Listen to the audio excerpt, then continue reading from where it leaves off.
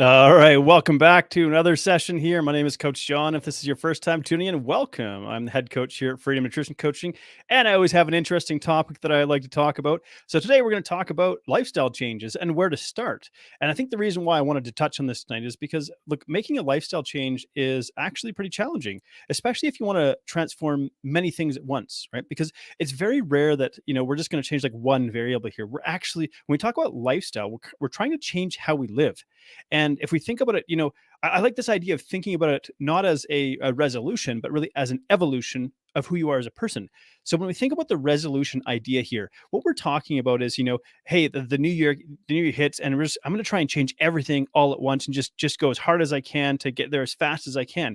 And ultimately, that tends to fail in pretty spectacular fashion, as we already know. So really, my hope with what I share here is that by the end of this, you'll feel empowered, you'll feel encouraged, knowing that you can create healthy change in your life, no matter like what change or change it is that you're trying to make. And so I'm kind of curious, does it feel for you overwhelming when you think about some of the changes that you're trying to make? We can ask that question. For me, I think about my own story. I go back a couple of years, and I was like dieting super hard. I wanted to lose weight. I really, put everything I had into this, and ultimately, I got burnt out. And I couldn't keep doing what it was that I was doing, and I ended up regaining the weight. Not only did I regain the weight, I regained it a lot faster than I lost the weight. And I think that was like a really, really discouraging part of this. Is it seems like it takes a lot of effort. In this case, it took a lot of effort for me to really like lose weight. I ended up getting so burnt out that I couldn't keep doing what I was doing, and I regained the weight extremely quickly. And that really got me badly discouraged and sent me kind of into this downward spiral.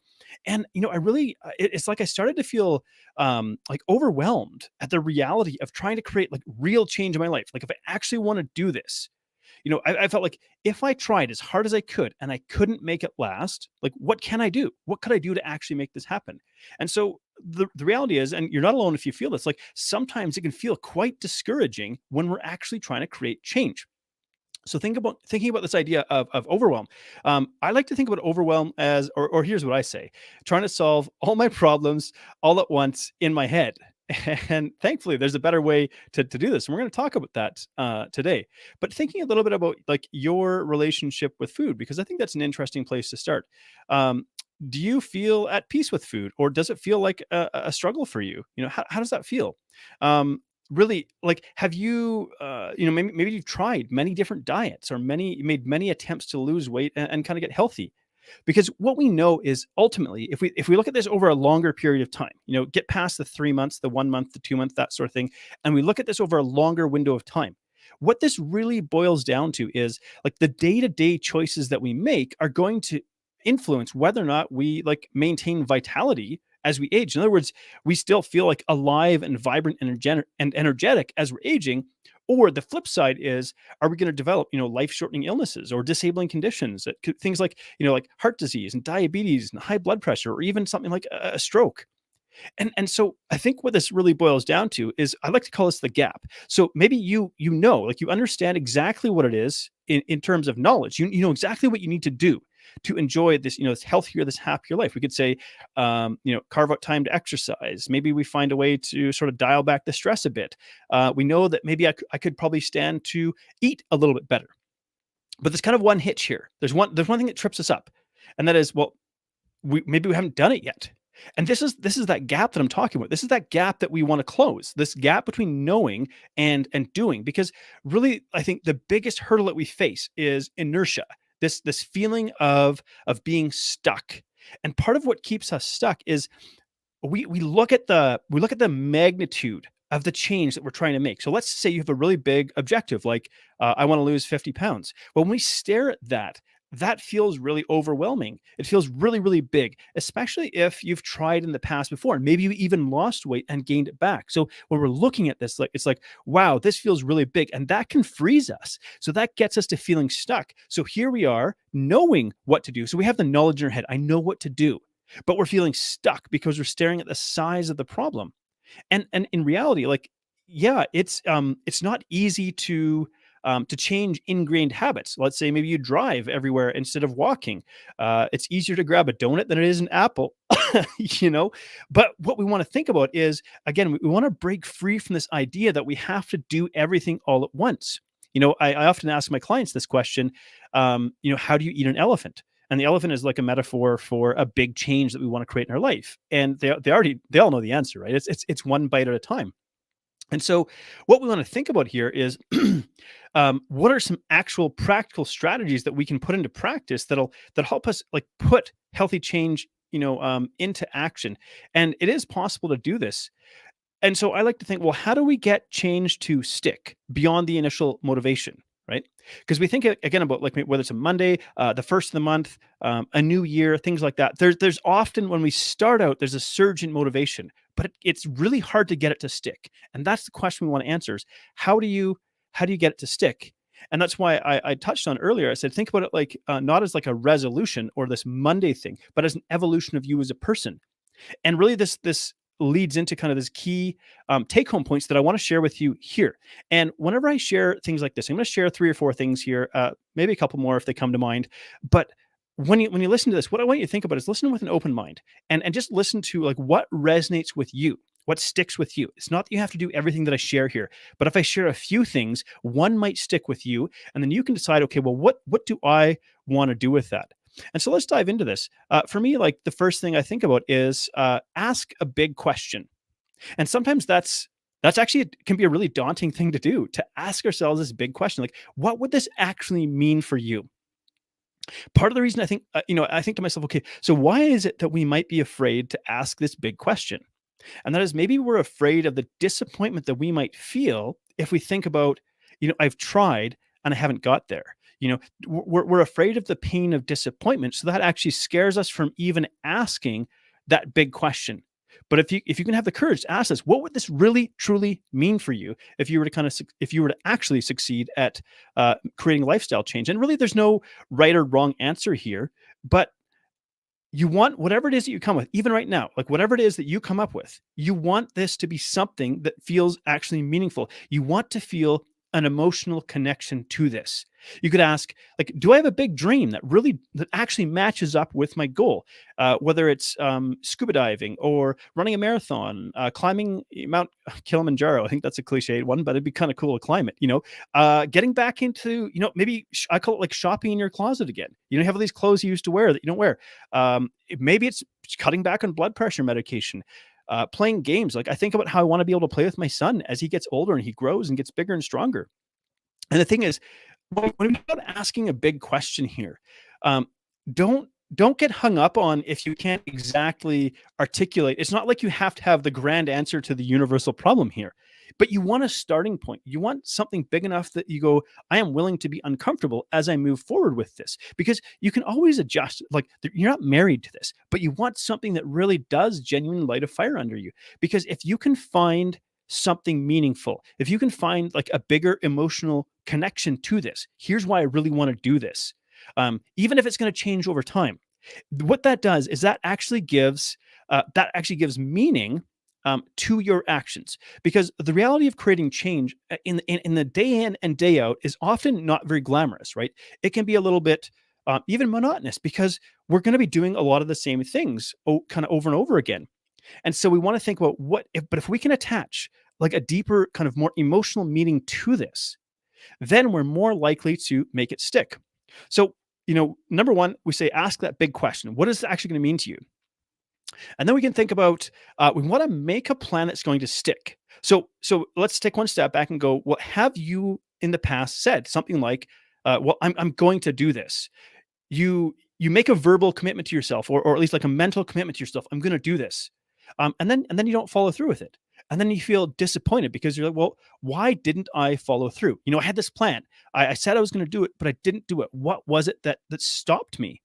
And it's really interesting when we think about this from the brain's perspective, why this might happen, right? Because, again, we go back to logically, it would make sense to do this, but there's something else in your brain that's stopping you. So when you think about making a plan, I want you to think about this almost like a roadmap, and you're going on a road trip and like an adventure.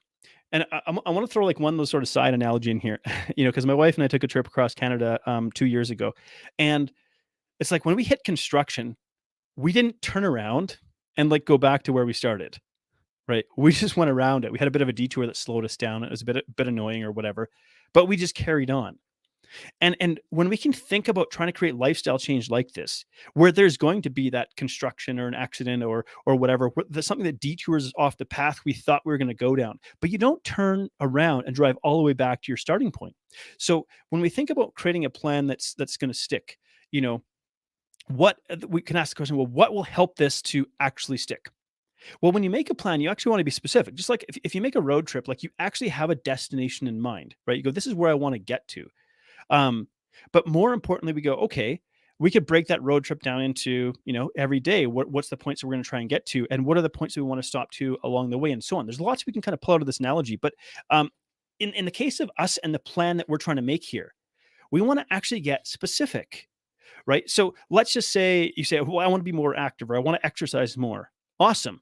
But that doesn't really tell us kind of what to do. It's just a good idea.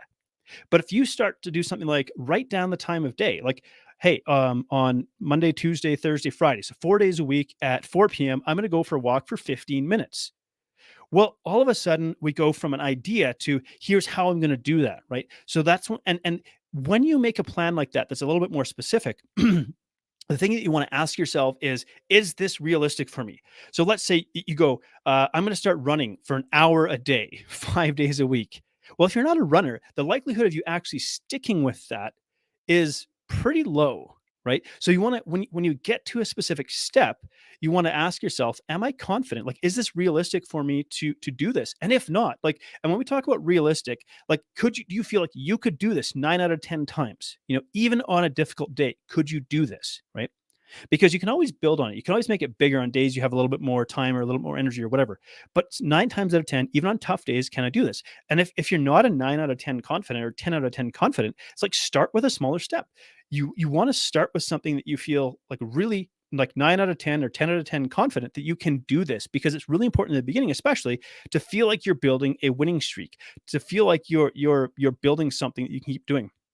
So when you come up with something specific, it's also important to put it somewhere where you're going to see it, where you're going to get reminders to do this, right?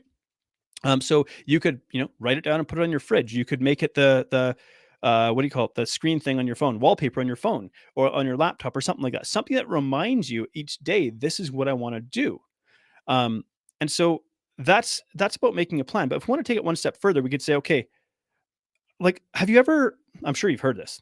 Go big or go home, right? And maybe even bought into this idea because like from the perspective of, let's say, motivational speakers, go big or go home. This sounds like a really great idea. Yeah, fired up. Motivation, go big or go home. But in practice, this actually sucks. This actually really sucks. And it doesn't motivate us long term, right? It makes a great motivational meme or whatever. But when we try to realistically do this, yeah, it sucks. And I would absolutely rephrase this as go small and show up.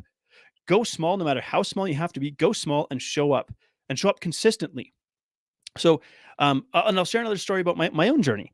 So, I was really, really badly out of shape at one point in time. And I felt discouraged because I had this idea in my head connected to this go big or home. Like, well, I have to, go to the gym and work out for an hour, like 5 times a week at least.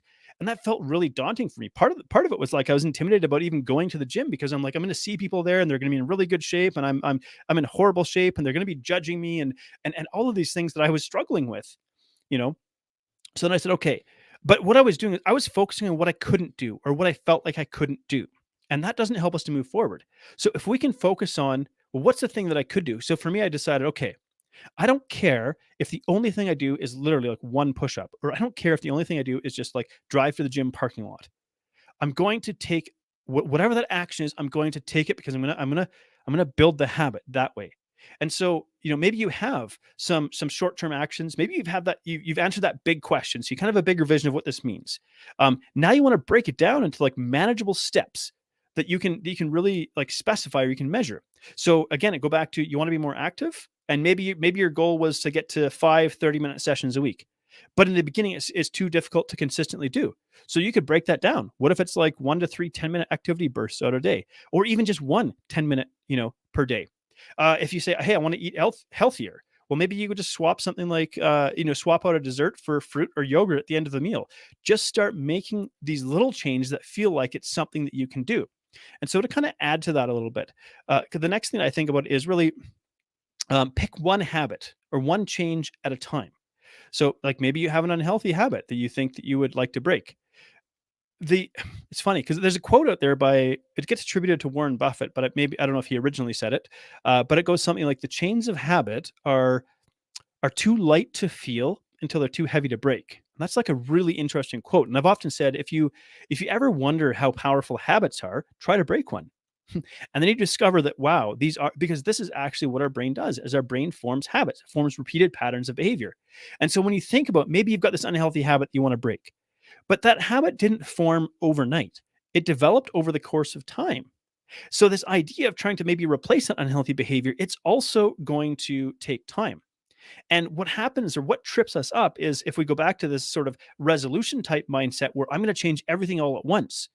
Well, that trips us up because in reality, when we try to change more than one thing at a time, we actually end up being less successful. And I don't have the exact stats, but it's along the lines of when we add two changes, we're about maybe only 50% likely to succeed.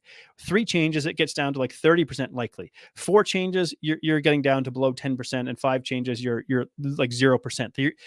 So the more that the more complex that we make it, the less likely we are to actually succeed. And so, really, if we want to build on our success, it's like focus on one thing at a time. And here's the great thing about when we talk about lifestyle, there is no deadline. I think we're very used to this diet mentality where it's like, I have to accomplish this in 3 months, or I have to accomplish this in 6 months, or this, I have this deadline. And you know what? Sometimes we'll acknowledge it. Sometimes there might be like a medical urgency, like I need to make this change or else, this is going to happen. Okay. So maybe but when it comes to really making lifestyle change, there is no deadline because there is no end point. And it really almost brings us back to this idea that we want this to be sustainable. We want this to be something that we can keep doing. You know, you you have the time to do this right. So take the time to do it right. And maybe another way we could think about this is how much time has passed. It could be months, it could be years even. How much time has passed where you've been struggling? How much time has passed where you've been struggling to make this work? I had a client say to me something along the lines of, "For 30 years, I've been trying to lose weight in 3 months." I was like, yeah, like literally actually made me pause when I just said that again. For 30 years, I've been trying to lose the weight in 3 months. I just want to like let that sink in for a sec, right? Because in reality, it's like when we remove this pressure of time and we go, we have the time to do this right because there really is no endpoint to this. Remember, we think about this like an evolution. You are changing as a person. You're building a new way of living that you can keep doing. And so ultimately, when we start with one thing at a time, as new healthy behaviors become a habit, we can build on that. There can be this really fantastic cumulative effect. It's like building a brick wall. You lay one brick and then a little bit of mortar to help that brick stick, and then you lay your next brick, and then a little bit more mortar, and so on, right? And so, just thinking about that, pardon me, um, we kind of touched on four fairly broad things here, but I'm curious what you think is most helpful from what we shared. We talked about like ask that big question, be courageous and really ask that big question. It might even be uncomfortable, and remember, it might be uncomfortable because we're afraid of the pain of disappointment. If we don't succeed, and that stops us from asking the big question of what we truly want. But if we never ask the question, we'll never get there. Make a plan that's going to stick. So think about how you can shape your plan to something you can do on a regular basis, starting with small steps. you know uh, when we try to make it too big, it's that how do you eat an elephant, one bite at a time. When you try to swallow the elephant whole, you feel overwhelmed because it's impossible. And then really change one thing at a time and then build. Change one thing at a time and build means you're much more likely to be successful in the long term. And so now we could think about that's kind of like building the lifestyle part. But I want to get to a couple of almost like human things. What's going to help you to keep going? So let's say, okay, I've put these things into effect. I'm ready. I'm starting to make these changes. Well, what's going to help you to keep going? Um, Well, my number one tip here is, do you have a buddy, a friend, a partner, another human being that you like and trust that can support you? Can be a coach, could be a friend, can be a buddy, can be a trainer, whatever. Is there another human being that you have that you can bring and recruit to your support team? So trying to create change is really difficult. Let's actually acknowledge that to try to create permanent lifestyle change is a challenge. Now, it doesn't mean it's total misery. It doesn't mean it's going to be absolute torture, but it is difficult. So if we start out with this understanding that trying to create this change is difficult, now knowing that it's difficult, what we want to do is we want to make sure that we get as many people on our team as possible. You do not have to do this alone. And in fact, if you try to do it, it's like it's an absolute myth. This idea that the self-made person. Think about like the best athletes in the world. Find me like one superstar athlete that doesn't have a coach, right? Pardon me. So you don't have to do this by yourself, right? And do not, like, literally find whoever you can to support you. So think about that. Who could I potentially recruit to be a part of my support team?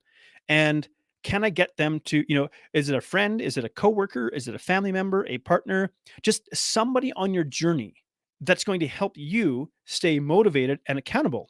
It could be someone who says, "Hey, I'll be your gym buddy. So we'll go to the gym together so you don't feel alone and you don't feel so intimidated because you know that you're now not by yourself. You have a support person." Um, it's just and the thing is, don't be ashamed to talk about what you're doing. I think this is another thing that really stops us is we're like, I'm ashamed to say that I need help or I want to create this change. Why? Why are we so ashamed of that? So imagine if somebody says, I'm going to go back to school. I'm gonna go back to university in my 40s or 50s or even 60s, or it could be 70s. I'm gonna go back to school because I want to learn something new. I want to do more. I want to be more. I want to accomplish more. What do? We cheer for them. We go, that's amazing. I'm so excited that you're trying to make this change in your life. Well, why do we think differently about lifestyle change? This is what I'm trying to do. There is no shame in that. I want to be better. I want to make myself better. I want to get better. So it's if we can have somebody to connect with another human being where we can share our struggles, we can share our wins. It really makes this a lot less intimidating. And ultimately, I think this would tie into kind of a question that I have, and that is, do you find it difficult to ask others for help? Does that feel like a challenge for you? Because I really think we we need to destigmatize this idea that there's something wrong if we need help or support. When we're willing to, and in fact, when we're willing to accept help from those who we know them, we trust them, we like them, um, we know that they care about us. Um, that makes a world of difference. To try to do this by ourselves is just it's I don't want to say it's impossible. It is doable, but it's so much harder. And it's like, this is already a challenge. What you're trying to do is already a challenge. Why would you want to make it more difficult? So, hey, you might need some professional help. Maybe you hire a nutritionist. You might hire a coach. It could be finding a counselor or a therapist. And, I go back to, can you think of any one of the best athletes in the world that doesn't have a coach? They all have coaches. And I heard a saying that I think really captures why coaching is so helpful. And it was that you can't read the label when you're inside the bottle. Like you can't read the label when you live inside the bottle. There's just things that we can't see living inside this body ourselves. Like try to see between your shoulder blades without a mirror. You can't, right? And so having a coach, they see things that we don't see. And so the last thing I wanted to touch on here is this idea. Have you ever thought about making a written commitment to yourself? Is that something you've ever thought about? Does it seem like a strange or an odd idea? You know, this idea that making an actual written commitment to yourself, because maybe you've made like verbal promises to yourself. You said, this is what I want to do. But when we actually write it down, something shifts inside us because it goes from something that we can just sort of easily erase in our mind, just use that like whiteboard eraser, that's gone.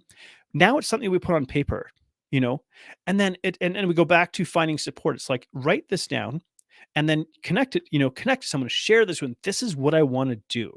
Could be a partner, it could be a teacher, could be your friend, could be whoever it is in your support network. Having those people who know what it is that you want to do and why you're committed to it, they're going to help you keep through it.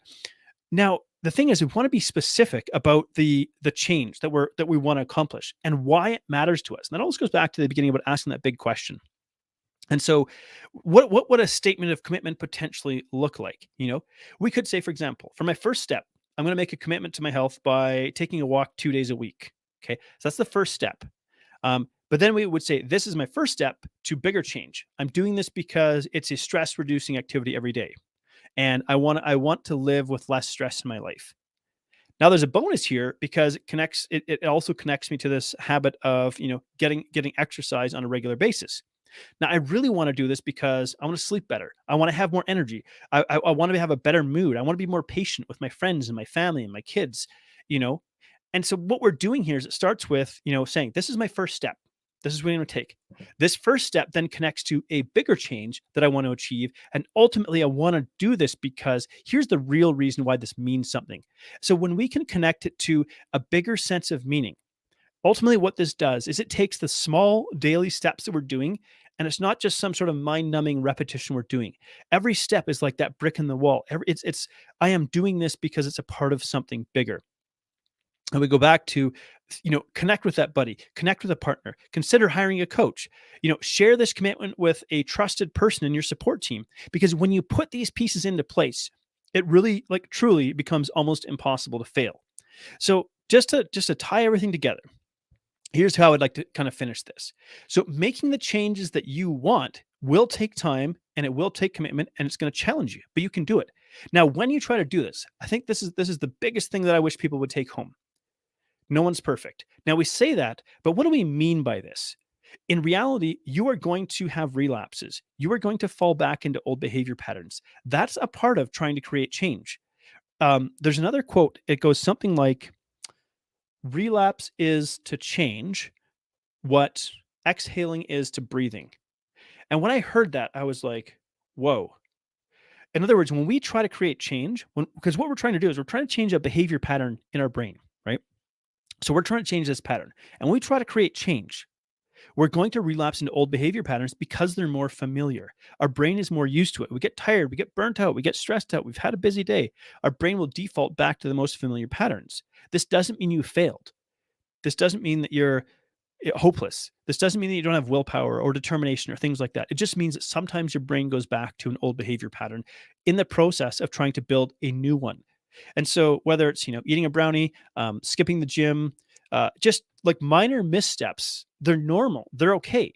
And all we have to do when that happens, I often say to my clients, like, let's say you're driving down a highway, and if your tires touch the rumble strip, would you drive across 4 lanes of traffic to respond because your tires touch the rumble strip? Or would you just gently steer back into your lane? You go, whoa, hey, that shook me up a little bit, but I'm just going to gently steer back into my lane, right? That's all we need to do. So let's say you have a relapse, you have a bit of a slip up. Oh, shoot, this happened. Well, if we already know that relapses are a part of the change process, if we already know this, we don't get discouraged when it happens because we go, I kind of knew that this was something that's going to happen. And so that's okay. So what do I have to do to correct it? Oh, just gently steer back into my lane. I don't have to make up for lost time. I don't have to try to fix all my past mistakes. All I do is get my next step right. Just gently steer back into your lane, recover and get back on track. And so really, I hope if you take anything away from this, I just want you to be inspired. I want you to be encouraged, because it is possible for you to create healthy change in your life, right? No matter what the changes are, it's absolutely possible. And so I hope this helps you. I hope this inspires you to move forward. Thank you so much for tuning in. It's been a pleasure, and we'll see you next time.